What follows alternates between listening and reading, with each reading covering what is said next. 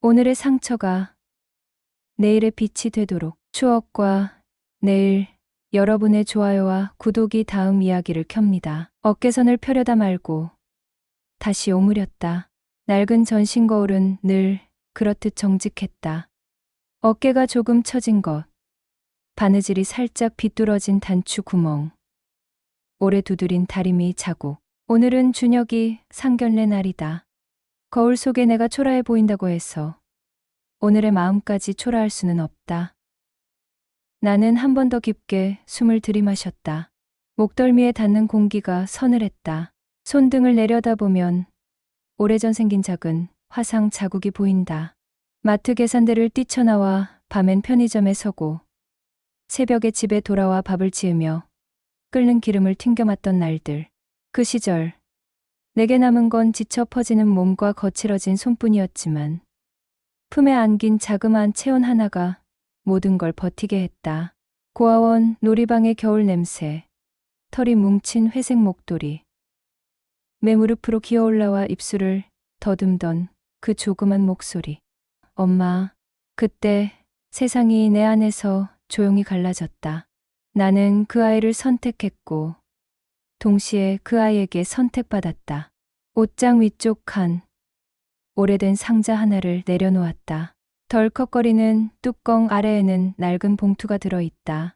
입양 당시 받았던 서류, 검은 펜으로 지워진 출생 기록, 담당자의 메모. 나는 그 메모의 끝자락에 적힌 이니셜을 아직도 잊지 못한다. C, D. 그리고 자주색 도장이 찍힌 재단 이름. 몇 해 전 뉴스에서 그 재단이 어느 대기업의 장학재단이 됐다는 걸 알았다. 대표이사는 최 회장.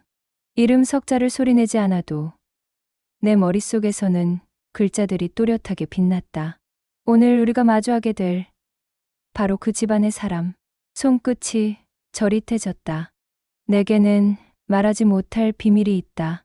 아이의 출생에 얽힌, 그리고 누군가가 외면했던 책임의 그림자. 나는 그 비밀을 가슴 깊은 곳에 묻은 채 아이의 오늘을 흔들지 않기로 수없이 다짐해왔다. 어머니, 문손잡이가 돌아가며 낮고 단단한 목소리가 방으로 흘러들었다. 준혁은 언제 봐도 반듯하다. 키가 커서인지 방문에 기대 서 있으면 방이 더 좁아 보인다. 넥타이가 조금 비뚤어져 있다. 나는 손짓으로 불렀다. 이리 와봐. 아이는 순순히 고개를 숙였고 나는 매듭을 곧게 잡아당겨 중심을 맞췄다.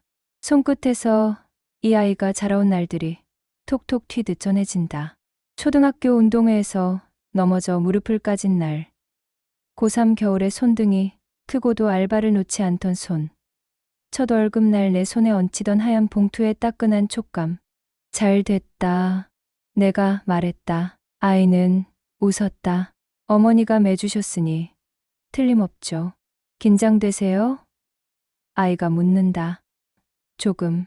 나는 솔직하게 고개를 끄덕였다. 강남 집안이라며 체면도 있고 기준도 엄격하겠지. 아이는 내 어깨를 가볍게 눌렀다. 사람이 기준이에요. 어머니도, 저도, 수빈이도. 잠깐 입술이 떨렸다. 나는 이 아이에게 언젠가 진실을 말해야 할까. 그럴 용기가 내게 있을까를 두고 수없이 밤을 지새웠다. 하지만 오늘은 말하지 않을 것이다. 오늘은 아이의 눈빛이 흔들리지 않도록 내가 먼저 흔들리지 않기로 했다. 골목을 빠져나와 큰 길로 접어들면 빌라는 금세 멀어진다.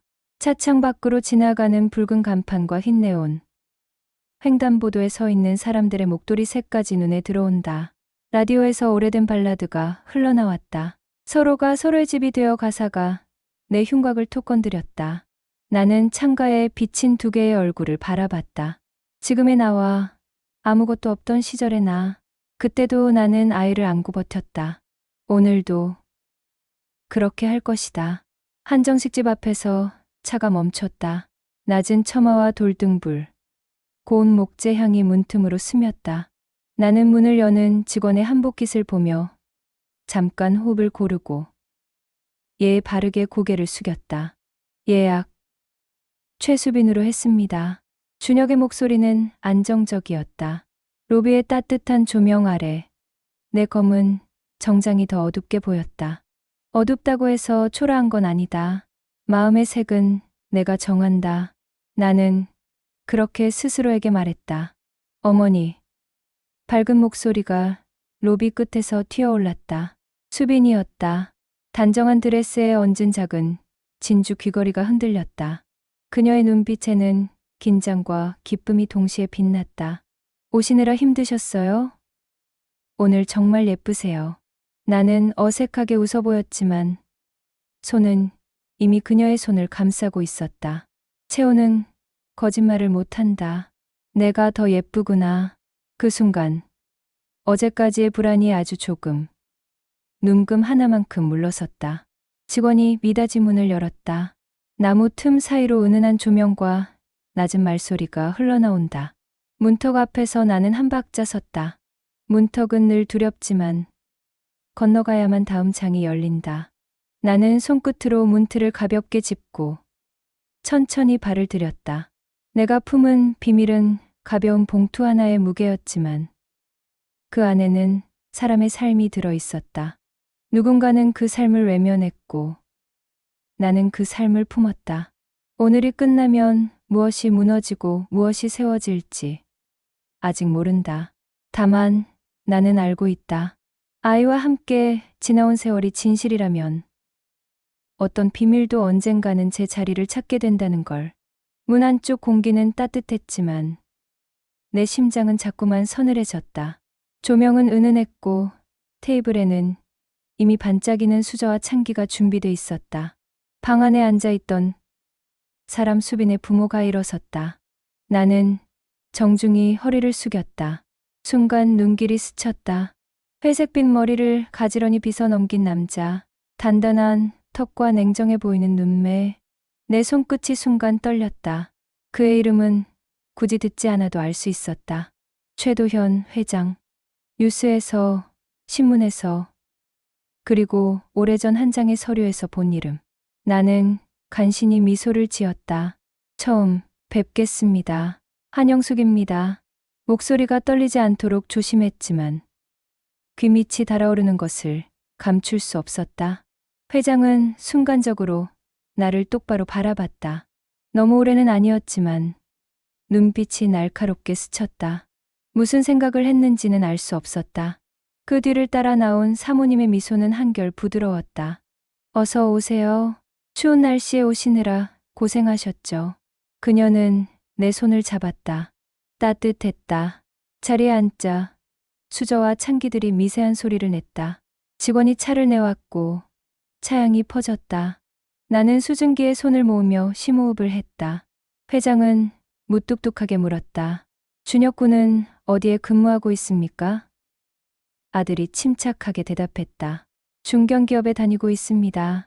아직은 작은 자리지만 열심히 배우고 있습니다. 대답은 간결했지만 힘이 있었다. 나는 속으로 안도했다. 그러나 회장은 고개를 끄덕이지 않았다. 대신 시선을 내 쪽으로 돌렸다.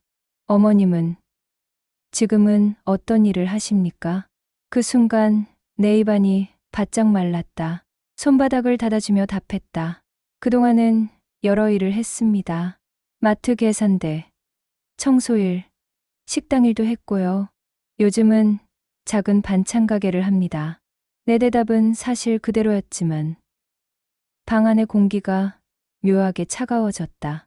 회장은 아무 말 없이 물만 들이켰다. 그 순간 내 옆에서 수빈이 나섰다. 아버지, 어머니, 저는 어머님이 너무 좋습니다. 저를 따뜻하게 대해주셔서 꼭 가족이 되고 싶어요. 그 말에 방 안 공기가 잠시 흔들렸다. 내 눈가가 순간 젖었다. 하지만 곧 회장의 낮은 목소리가 들려왔다. 가정환경이라는 게 무시할 수 없는 부분이 있지. 그 말에 내 심장은 철렁 내려앉았다. 나는 숟가락을 들어 국을 떠 올리려다 국물 표면에 내 얼굴이 흔들리는 걸 보았다. 과거의 그림자가 다시 올라왔다. D 라는 이니셜이 찍힌 봉투. 떨리던 손. 입양 서류의 한 구석. 오늘 이 방 안의 사람과 내가 그 이름으로 다시 만난 것이다. 대화는 이어졌다. 사모님은 분위기를 살리려 애썼다. 준혁 군이 참 예의 바르고 성실하네요. 우리 수빈이랑 잘 어울릴 것 같아요. 그녀의 말에 아들의 얼굴이 조금 환해졌다. 하지만 나는 회장의 얼굴을 힐끔거렸다. 눈썹 사이가 굳게 붙어 있었다. 그 눈빛에는 여전히 무언가 설명할 수 없는 불편함이 배어 있었다. 나는 순간 아들이 태어나던 날이 떠올랐다. 아니, 태어나던 날이 아니라 내가 그 아이를 처음 안던 날. 고아원 놀이방 구석. 까만 눈동자로 나를 올려다보던 그 아이. 담당자가 말하던 목소리. 버려진 아이예요. 친부모가 기록을 남기지 않았습니다. 다만 기부금 기록에 남은 이니셜이 있습니다. C, D. 내가 지금 앉아있는 이 자리. 그 이니셜의 주인공. 그리고 그가 자신의 딸이라 부르는 아이. 그 모든 것이 지금 한 테이블 위에 모였다. 머리가 어지러질했다. 하지만 내 손등을 살짝 건드린 아이의 온기가 나를 붙잡았다. 괜찮아, 어머니. 저는 괜찮아요. 말하지 않아도 그 온기가 그렇게 전했다. 방 안의 공기는 차갑고도 뜨거웠다. 회장의 시선은 여전히 예리했고 사모님의 눈빛은 걱정스러웠다. 아들과 수빈은 서로를 향해 미소 지으려 애썼지만 미소의 가장자리는 떨리고 있었다. 나는 마음속으로 조용히 기도했다. 부디 오늘 이 아이가 상처받지 않기를. 내가 품었던 비밀이 오늘만은 무겁게 드러나지 않기를. 그러나 나는 알았다. 작은 금이 이미 생겼다는 것을. 유일한의 미세한 금은 당장은 보이지 않아도 어느 순간 큰 소리와 함께 깨져버린다는 걸. 오늘의 상견례도 아들의 내일도 그렇게 갈라질 날이 머지않을 수 있다는 불길한 예감을 나는 억누를 수 없었다. 집으로 돌아오는 길. 차창 바깥의 겨울 공기가 오른손 관절까지 스며들었다.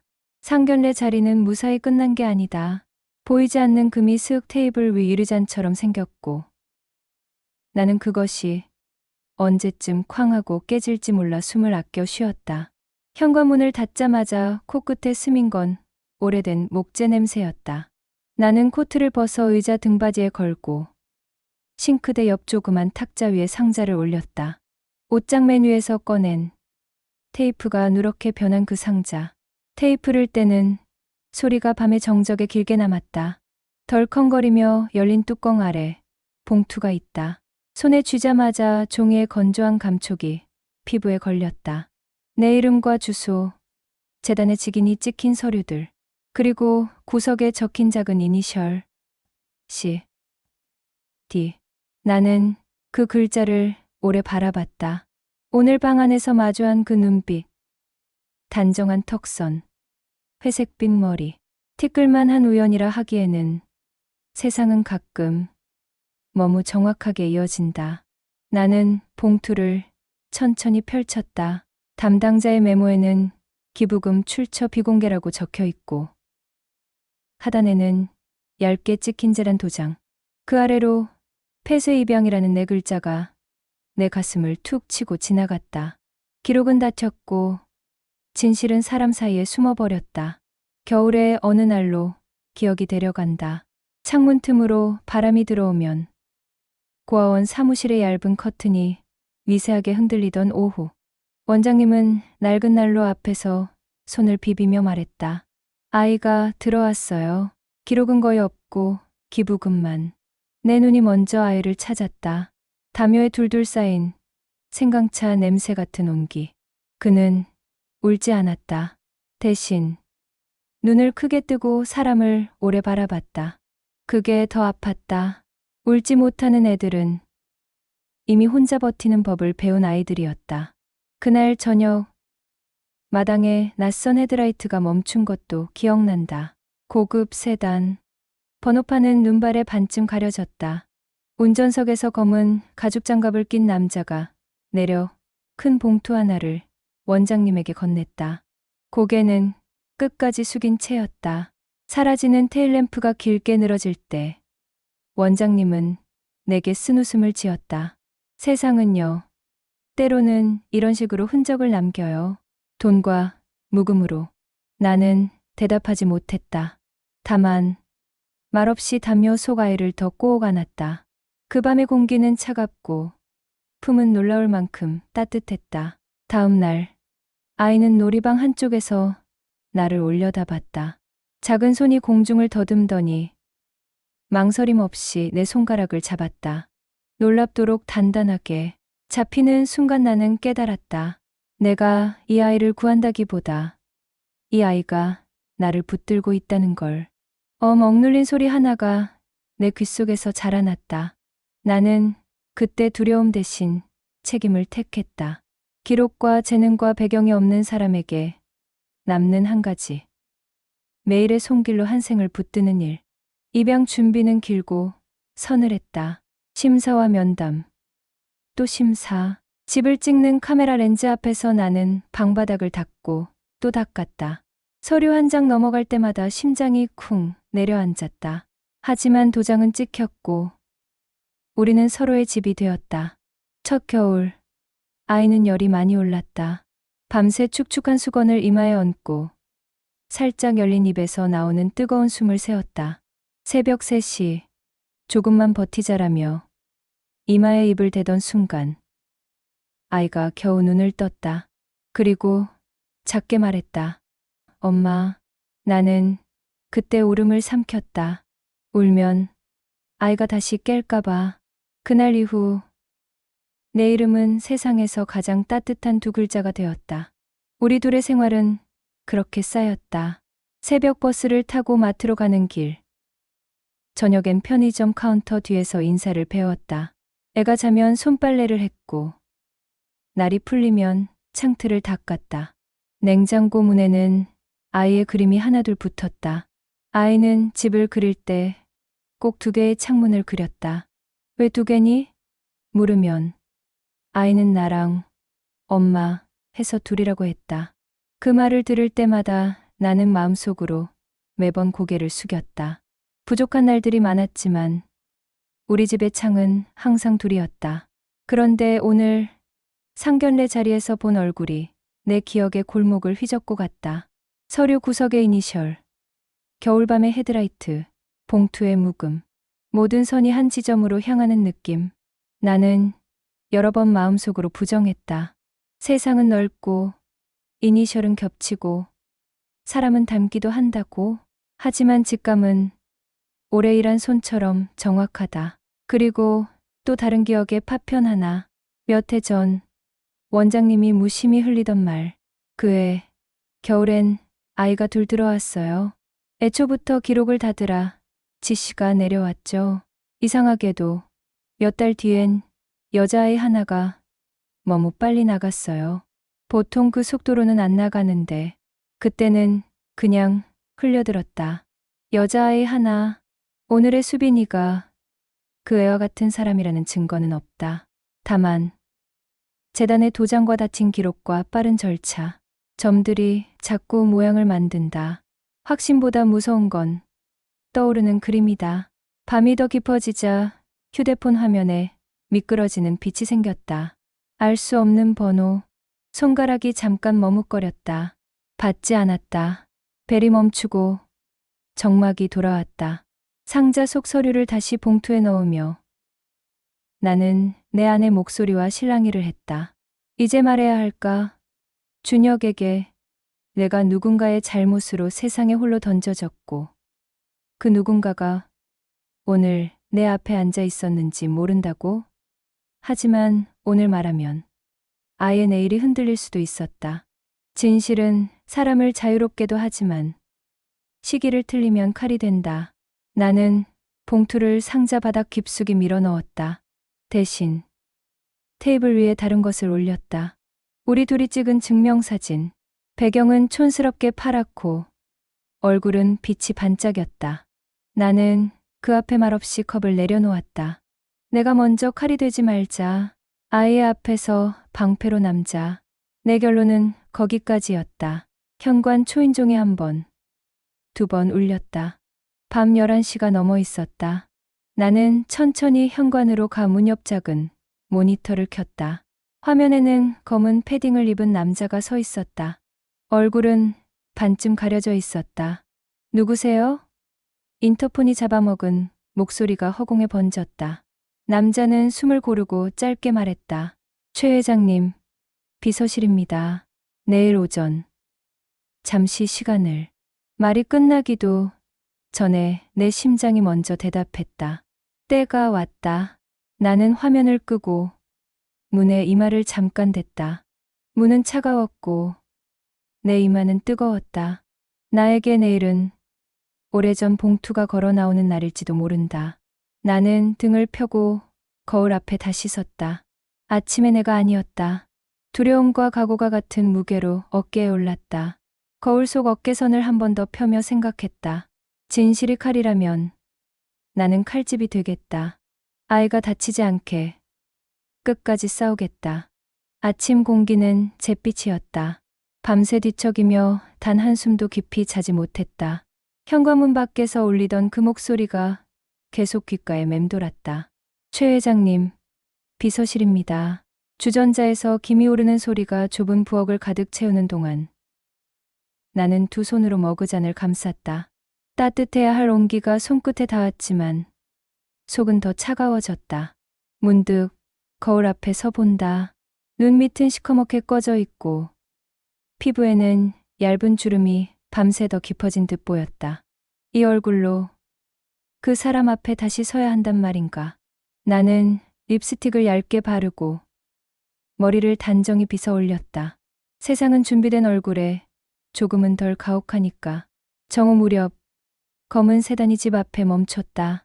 뒷좌석 창문은 검게 가려져 있었고 비서라는 남자가 문을 열며 고개를 숙였다.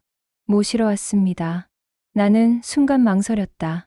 도망치고 싶은 마음과 맞서는 듯 발끝이 현관 문턱에서 잠시 멈췄다. 하지만 결국 한 발 내디뎠다. 아들을 위해서. 숨겨진 진실이 언젠가는 폭발할 것이기에 내가 먼저 맞서야 했다. 차 안은 지나치게 조용했다. 비서는 불필요한 말을 하지 않았다. 유리 너머로 서울 시내가 스쳐갔고 건물들은 차갑고 매끈하게 늘어서 있었다. 나는 손바닥을 무릎 위에서 포개며 계속 심호흡을 했다. 차창에 비친 내 얼굴은 어제보다 더 낯설어 보였다. 차는 곧 도심 한복판의 고층 빌딩 앞에 멈췄다. 번쩍이는 유리 외벽. 세전문 앞에서 연이어 오가는 양복 차림의 사람들. 나는 순간 숨이 막혔다. 몇십 년 전 아들을 품에 안고 고아원을 나오던 날과는 정반대의 풍경이었다. 그날의 눈발 대신 오늘은 차가운 햇살이 콘크리트 위로 떨어지고 있었다. 엘리베이터 문이 열리고 비서는 나를 회장실 앞까지 안내했다. 문 앞에서 그는 고개를 숙였다. 들어가시면 됩니다. 나는 심장이 뛰는 소리를 억누르며 손잡이를 잡았다. 문은 무겁게 열렸고 넓고 고요한 공간이 눈앞에 펼쳐졌다. 벽면 가득 책장이 서 있었고 창밖에는 도시의 전경이 한눈에 들어왔다. 그 창가에 어제의 눈빛, 최도현 회장이 서 있었다. 그는 천천히 돌아섰다. 눈빛은 여전히 차갑고 깊었다. 오랜만이군. 그 한마디에 내 무릎이 풀릴 뻔했다. 오랜만이라니. 우리 인생이 겹쳐진 적이 없다고 믿어왔는데. 그의 목소리는 이미 내 과거를 짚고 있었다. 나는 간신히 입술을 열었다. 그 시절 저는 단지 아이가 필요했을 뿐입니다. 목소리가 떨려 나왔다. 회장은 눈썹을 꿈틀하며 물었다. 아이? 내가 데려간 그 아이. 내 아들이라 부르는 그 아이 말인가. 숨이 막혔다. 그 아이. 그의 입에서 그렇게 불리는 순간 준혁의 얼굴이 떠올랐다. 내게는 삶의 이유이자 유일한 전부인데 그의 입술에서는 여전히 그 아이였다. 나는 의자 팔걸이를 꽉 쥐었다. 저 아이는 제 아들입니다. 누가 어떤 이름으로 버렸든 저는 그날부터 엄마였습니다. 잠시 공기가 얼어붙었다. 회장은 책상 모서리에 손을 짚었다. 굳은 손등 위로 힘줄이 붉어졌다. 그때 문이 열리며 사모님이 들어왔다. 은은한 향기와 함께 그녀의 차분한 목소리가 흘렀다. 여보, 이건 아이들의 일이에요. 어른들의 과거가 아니라. 그녀는 내 쪽으로 다가와 의자 옆에 앉았다. 따뜻한 손길이 내 손등 위에 얹혔다. 나는 그제야 울음이 목구멍까지 차오르는 걸 간신히 참았다. 방 안은 세 갈래의 공기로 갈라졌다. 냉혹한 시선, 따뜻한 위로, 그리고 나의 떨림. 나는 깨달았다. 오늘 이 대면은 시작일 뿐이라는 것을. 봉투 속 이니셜과 이 남자의 이름과 아이들의 미래가 모두 한 줄에 엮여 있다는 것을. 나는 눈을 감고 속으로 되뇌었다. 어떤 진실이 나오더라도 나는 끝까지 엄마다. 그의 목소리는 낮고 단단했다. 그 아이 얘기를 내가 여기까지 와서 꺼낼 줄은 몰랐군. 책상 위 펜이 아주 미세하게 굴렀다 멈췄다. 창밖으로 도시는 번들거리며 흘러가는데 방 안의 시간만 멈춰 있는 듯했다. 나는 손가락을 포개고 앉아 내 호흡이 들키지 않게 최대한 얕게 숨을 쉬었다. 확인하고 싶은 게 있습니다. 내 목소리는 생각보다 또렷했다. 겨울밤, 재단차가 고아원 앞에 섰던 날, 원장님이 두꺼운 봉투를 받았죠. 그 봉투에 출처, 서류 구석 시, 는 회장님 맞습니까? 그가 아주 천천히 눈을 내렸다 올렸다. 사소한 부정의 습관도 보이지 않았다. 대신 두 관자놀이가 미세하게 파르르 떨렸다. 기억이 나네. 그는 창가로 걸어갔다. 도시의 윤곽이 그의 어깨 위로 겹쳤다. 그때 나는 필요한 단어들로 상황을 정리하려 했다. 책임, 정리, 미래 같은. 그는 씁쓸하게 웃었다. 하지만 정확한 말은 하나였지. 도망. 그는 내 앞 구석에 놓인 작은 서류철을 집어왔다. 재단 로고가 박힌 오래된 파일. 나는 그 표지를 보는 것만으로도 속이 서늘해졌다. 폐쇄 입양. 그 말은 사람의 흔적을 서류 바깥으로 밀어내는 일입니다. 내가 낮게 말했다. 그가 고개를 끄덕였다. 그래. 나는 그때 그 말 뒤에 숨었어. 사모님이 조용히 끼어들었다. 여보, 숨은 사람만 있는 게 아니에요. 이분은 그녀의 손이 내 손등 위에 얹혔다. 드러나게 견딘 사람이죠. 매일. 그는 잠시 말을 고르더니 더욱 낮은 목소리로 이어갔다. 그 아이는 젊은 날에 내가 감당하지 않기로 한 결과였다. 내 속에서 오래 묻어둔 분노가 살짝 일어났다 꺼졌다. 나는 그것을 드러내지 않으려 입술 안쪽을 살짝 깨물었다. 당신은 봉투를 놓고 갔고 나는 아이를 안고 나왔습니다. 그의 눈꺼풀 밑이 파르르 떨렸다. 그 차이가 오늘 내 앞에서 나를 쪼그라들게 만드는군. 나는 고개를 들었다. 그럼 오늘 저를 부르신 이유는 뭡니까? 제 아이의 미래를 돈으로 정리하자는 건가요? 그가 눈을 치켜떴다. 동시에 사모님이 내 손을 더 세게 감쌌다. 아니에요. 돈 얘기하려 부른 거 아닙니다. 사모님이 남편을 돌아보았다. 여보, 이제 당신이 말해야 해요. 우리 집 아이 얘기도.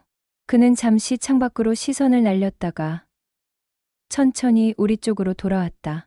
수빈이는 내 친딸이 아니다. 방의 공기가 낮게 흔들렸다. 결혼 초부터 우린 아이가 없었다. 나는 한편으로는 두려웠고 한편으로는 체면에 매달렸다.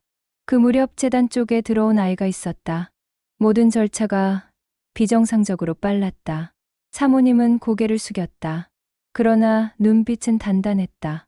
그 아이가 우리 집에 온 날, 나는 부모가 되겠다고 결심했습니다. 진실을 아이에게 어떻게 말할지, 언제 말할지 해답은 아직도 못 찾았지만요. 그가 마침내 내 눈을 똑바로 보았다. 내 아들 아니, 내 아들이자 그 아이. 그 아이는 아마도 내 피를 이었을 가능성이 크다. 그 문장이 확신이 아니라 가능성으로 끝나는 순간 나는 이해했다. 그는 진실을 정확히 직면하는 법을 아직 배우는 중이었다. 나는 고개를 아주 천천히 저었다. 저에겐 확신입니다. 이유는 간단해요.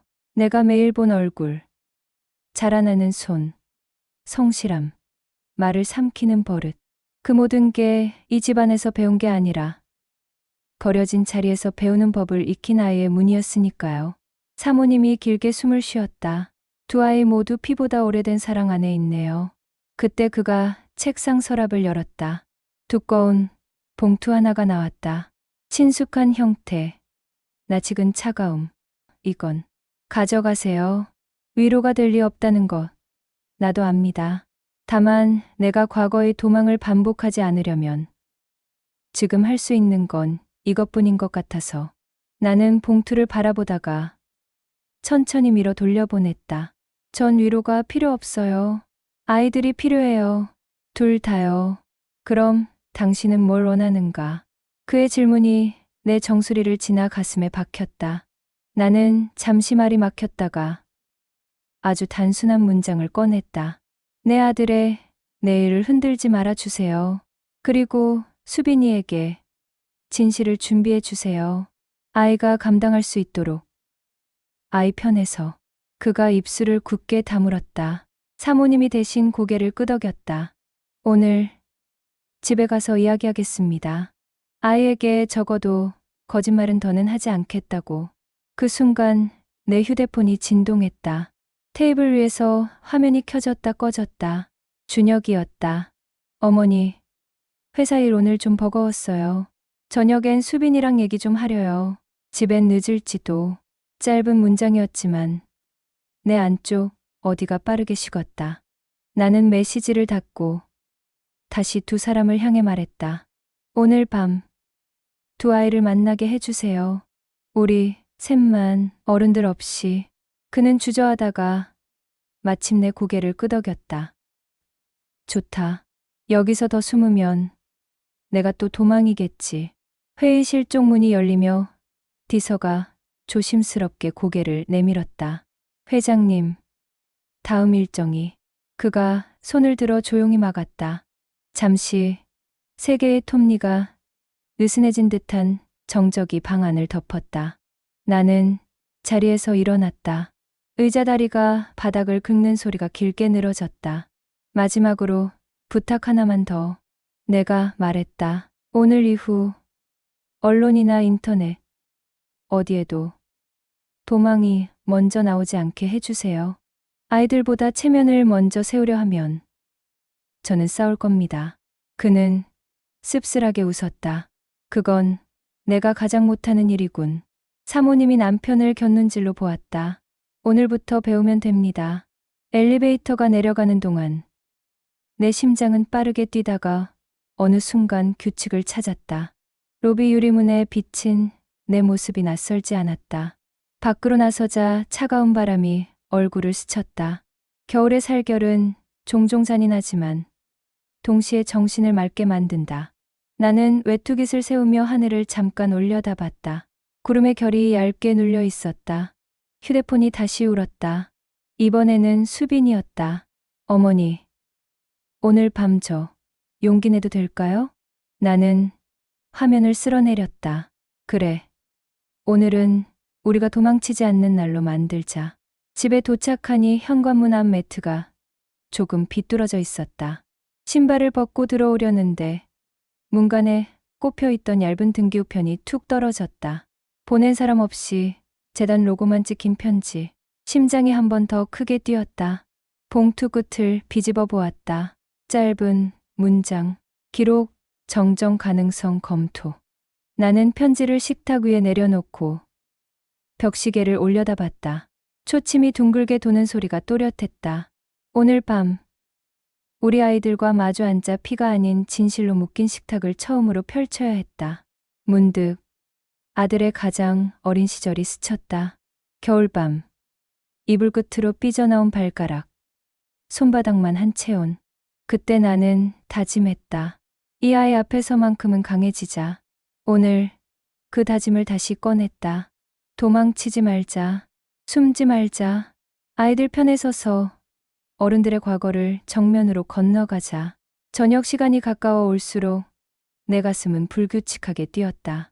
아들은 퇴근 후 수빈이를 데리고 집에 오겠다고 했다. 회장님과 사모님도 동의했다. 이번만큼은 어른들의 목소리 없이 우리 셋만의 자리에서 얘기를 시작하자는 약속이었다. 나는 하루 종일 식탁을 정리하고 의자를 닦았다. 특별한 음식을 만들 기운은 없었지만 그래도 따뜻한 국과 밥만은 끓여야겠다는 생각이 들었다.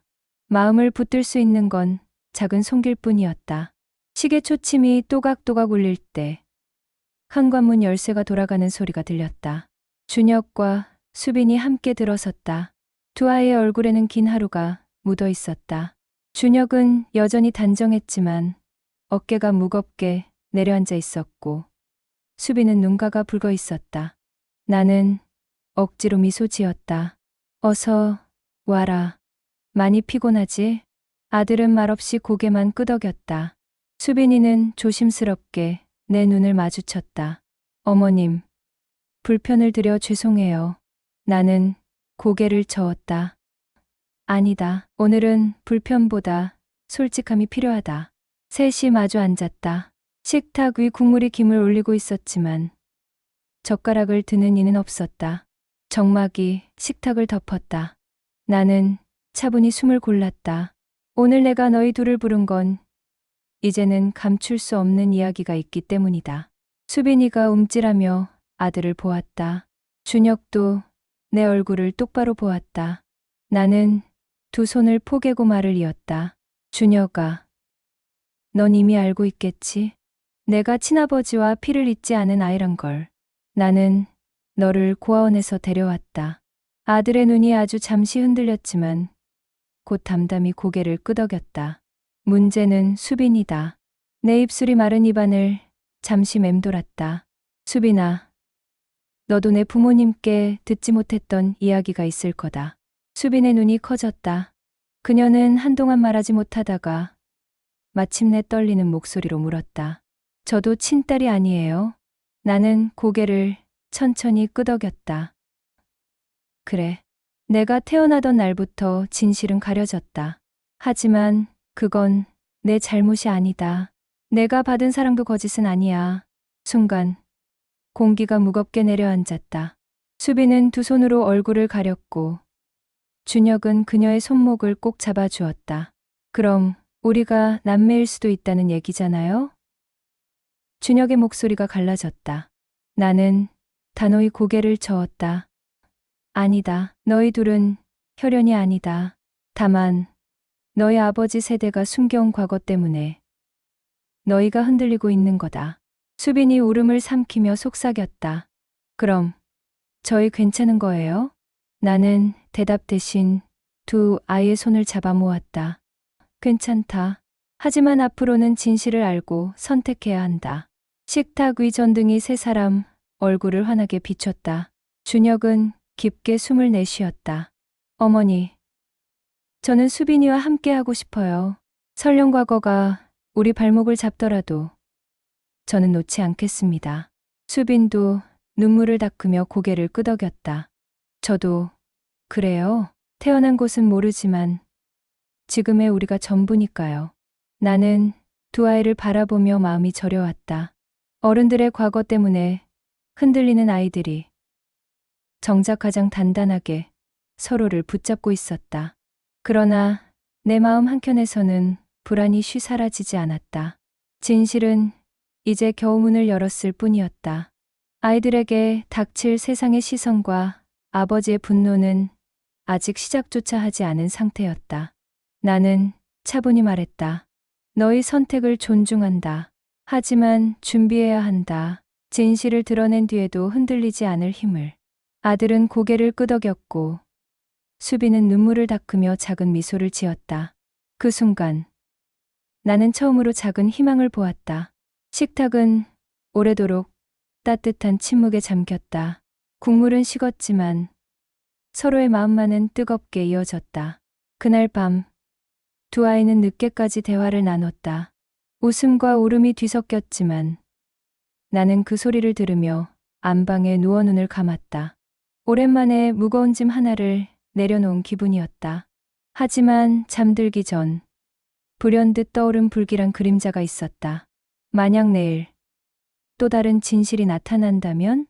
그 질문이 가슴에 맴돌며 나를 쉽게 잠들지 못하게 했다.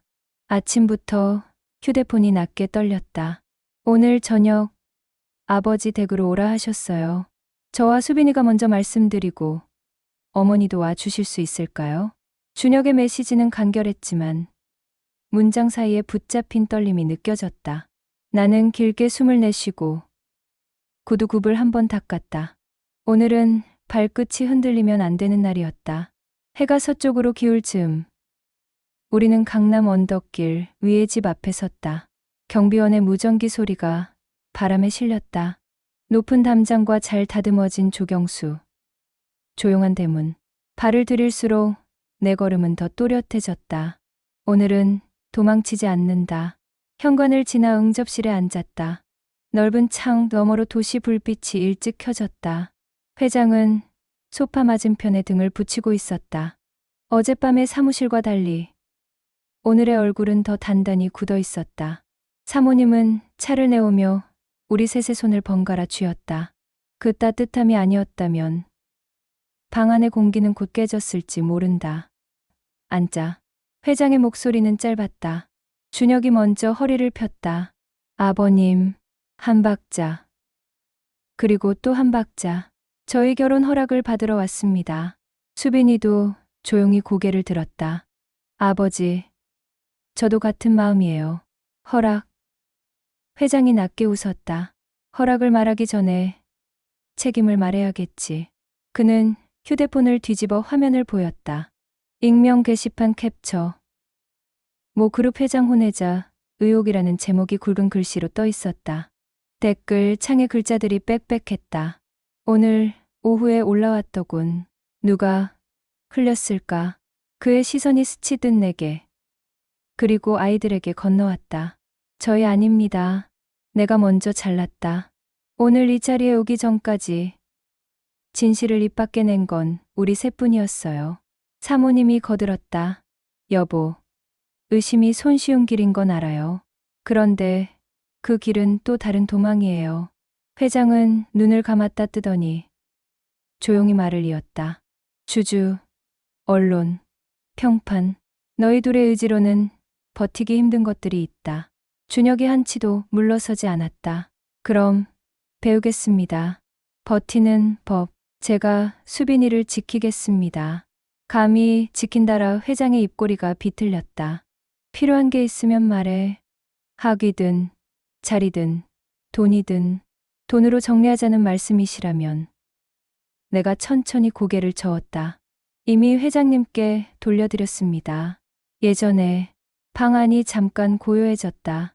나는 시선을 낮추지 않았다. 아이들은 물건이 아닙니다. 값을 매겨 결정할 수도, 영수증을 끊어 되돌릴 수도 없어요. 수빈이의 손이 내 소매를 살짝 붙잡았다. 어머님, 나는 그 손을 덮었다. 내가 잘못한 건 하나도 없다. 사모님이 조용히 말했다. 오늘 이 자리에서 약속하세요. 언론 플레이하지 않겠다고. 아이들보다 체면을 먼저 세우지 않겠다고. 회장은 잠시 창밖을 봤다. 먼 불빛들이 창유리에 흔들렸다. 그는 낮게 중얼거렸다. 약속. 그리고 우리 쪽을 바라보았다. 좋다. 오늘은 약속하마. 다만 확인은 해야겠다.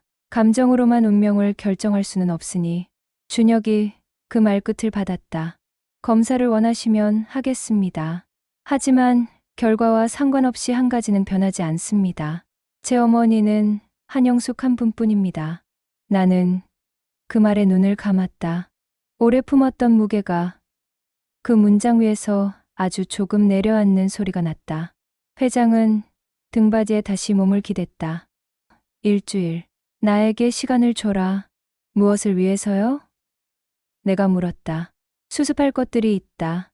그는 정직하게 답했다. 그리고 나도 배워야 한다고. 오늘 들었으니까. 사모님이 미소 아닌 미소를 그렸다.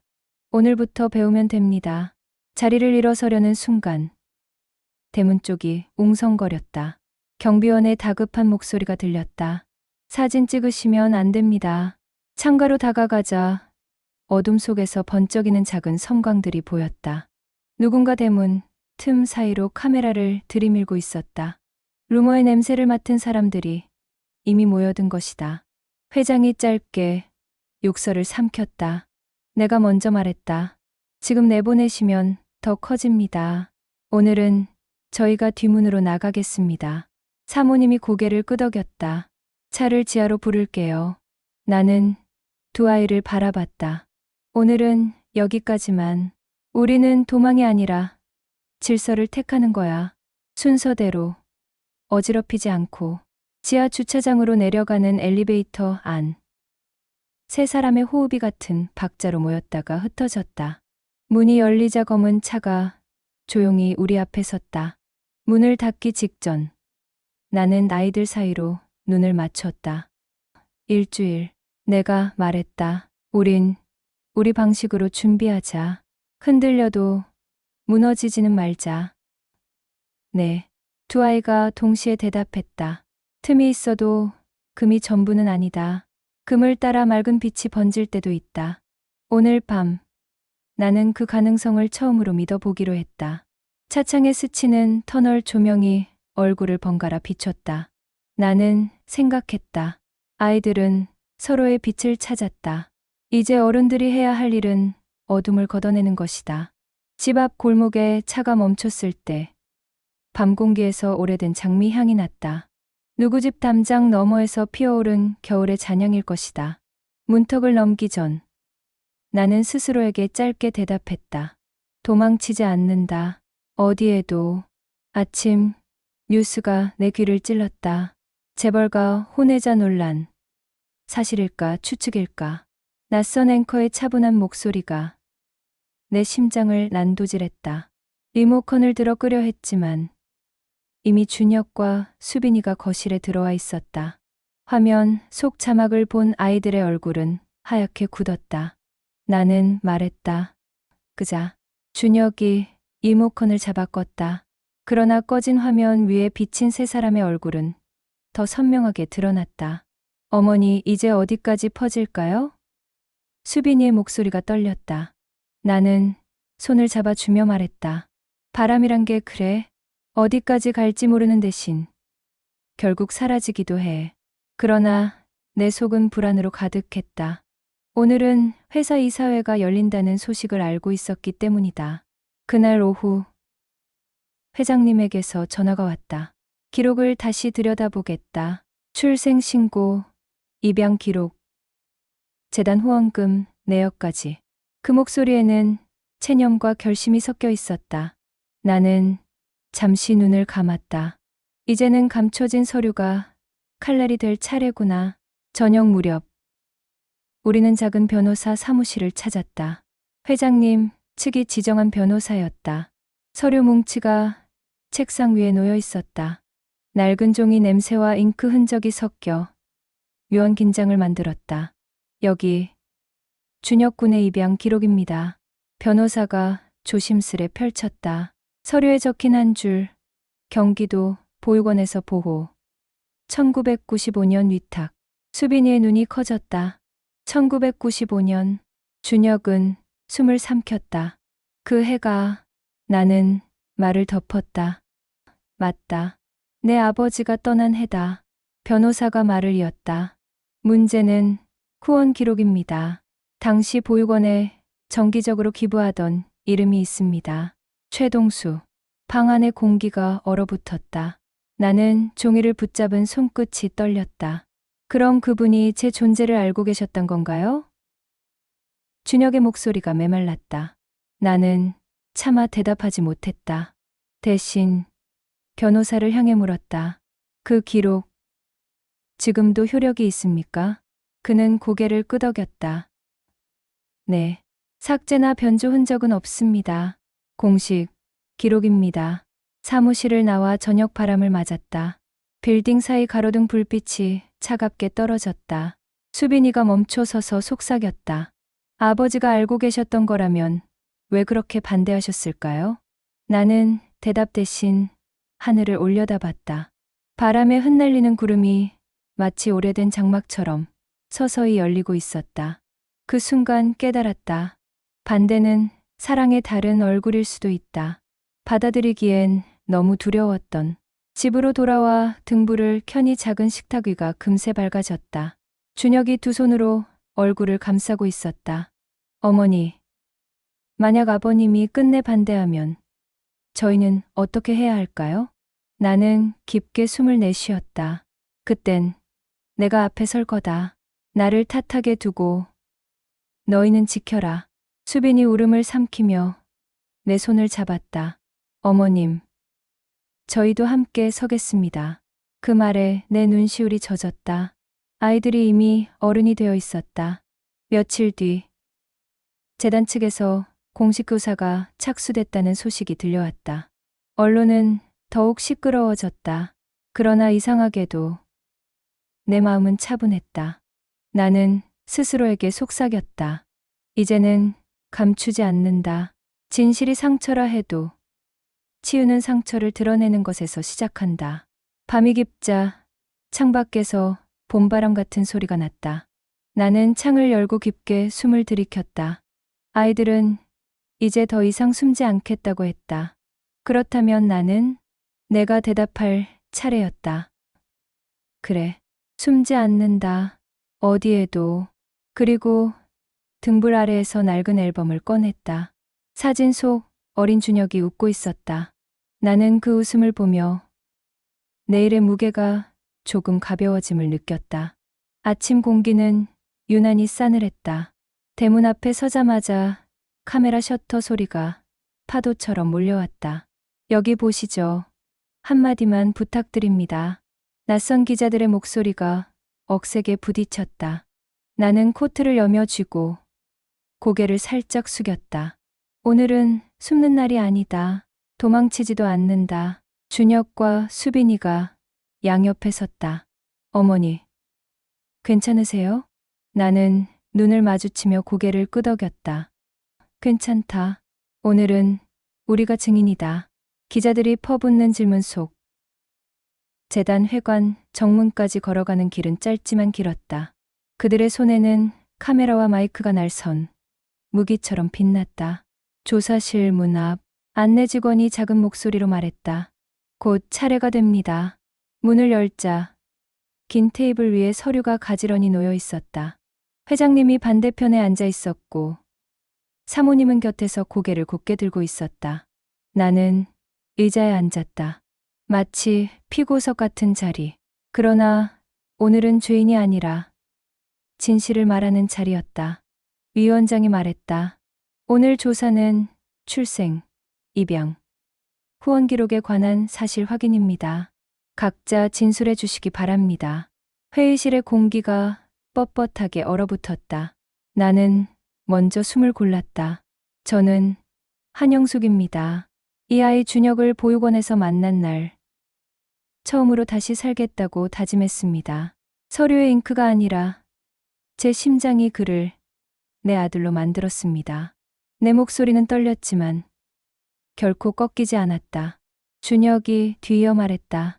저는 어머니 덕분에 사람이 되었습니다. 누가 저를 어떤 이름으로 기록했든 제 삶의 기록은 이 두 분 곁에 있습니다. 그의 눈가에 번지는 물기. 나는 그 손을 꼭 잡았다. 수빈이도 입을 열었다. 저는 그 기록에 이름이 없지만 오늘부터라도 제 삶을 함께 기록하고 싶습니다. 두 분과 준혁과. 순간 회의실의 공기가 흔들렸다. 위원장은 잠시 말을 멈추고 자료를 넘겼다. 그때 회장이 천천히 입을 열었다. 이 아이는 목소리가 잠겼다. 내 피가 닿은 아이다. 그러나 나는 그 사실이 두려워 외면했다. 회의실 전체가 숨죽였다. 오늘부턴 더 이상 외면하지 않겠다. 나의 책임이자 나의 은혜다. 나는 그 말을 듣고 숨이 막히듯 눈을 감았다. 오랜 어둠이 거치는 소리였다. 조사가 끝나자 기자들이 몰려들었다. 사실이냐? 인정하느냐? 그러나 이번에는 회장이 직접 기자들 앞에 섰다. 오늘부터는 추측이 아닌 기록으로 말하겠다. 그러나 이 아이들에게는 낙인이 아니라 축복을 남겨달라. 그의 단단한 목소리가 마이크 위로 울려 퍼졌다. 집으로 돌아오는 길, 아이들이 내 손을 꼭 잡았다. 나는 마음속으로 다짐했다. 이제는 우리 집 문 앞까지 소문이 몰려와도 우리는 무너지지 않는다. 밤하늘엔 흐린 구름 사이로 작은 별빛이 드러나 있었다. 결혼식 날 아침, 창문을 열자 봄바람이 흘러들었다. 벚꽃잎이 공기 중에서 부유하며 내 방 안까지 날아들었다. 나는 꽃잎을 손바닥 위에 올려놓았다. 이제는 끝이 아니라 시작이구나. 예식장은 이미 하객들로 가득했다. 흰 장식과 은은한 음악이 공간을 채우고 있었다. 나는 입구에서 손님들을 맞으며 여러 낯익은 얼굴과 마주쳤다. 과거의 그림자조차 오늘만큼은 따뜻한 미소 속에 묻혀 있었다. 행진곡이 울리고 준혁이 입장했다. 검은 턱시도 속에 그의 어깨가 넓고 든든해 보였다. 나는 그 순간 아기였던 그가 내 손을 잡고 엄마라고 처음 불러주던 장면이 겹쳐졌다. 눈물이 차올랐다. 뒤이어 순백의 드레스를 입은 수빈이가 아버지의 손을 잡고 걸어왔다. 회장의 얼굴에는 복잡한 감정이 흘렀지만 오늘만큼은 다정한 아버지였다. 그는 수빈의 손을 준혁에게 건네며 낮게 말했다. 잘 부탁한다. 순간 박수와 환호가 예식장을 가득 채웠다. 서약의 시간이 되자 두 아이가 서로를 바라봤다. 준혁의 목소리는 떨렸지만 또렷했다. 끝까지 함께하겠습니다. 수빈은 눈물을 머금고 대답했다. 어떤 순간에도 놓지 않겠습니다. 하객들이 숨죽이며 지켜보는 가운데 두 사람은 반지를 교환했다. 이제 두 사람은 부부가 되었습니다. 주례의 선언과 함께 예식장은 환호와 눈물로 가득 찼다. 꽃잎이 하늘에서 흩날리듯 떨어지고 음악은 한층 더 밝게 울려 퍼졌다. 나는 자리에서 일어나 아이들을 향해 손뼉을 쳤다. 피로연 자리, 두 집안이 한 식탁에 둘러앉았다. 과거의 긴장 대신 웃음과 대화가 오갔다. 회장은 잔을 들고 나를 향해 말했다. 사돈아니, 이제는 가족이지요. 감사합니다. 정말 감사합니다. 나는 눈시울을 붉히며 고개를 끄덕였다. 밤이 깊어 집으로 돌아온 뒤에도 나는 잠을 이루지 못했다. 베란다에 서서 달빛을 바라보았다. 여보, 이제야 약속을 지켰어요. 우리 아이들이 행복해졌습니다. 하늘 위 달빛이 내 말을 들은 듯 환하게 빛났다. 긴 세월 끝에 드러난 진실은 결국 우리를 갈라놓은 게 아니라 더 깊이 이어주었습니다. 피보다 강한 사랑으로 묶인 가족. 그 이야기를 함께 해주셔서 감사합니다. 이 이야기가 마음에 닿았다면 좋아요와 구독으로 함께 해주세요. 추억과 내일 늘 곁에 있겠습니다.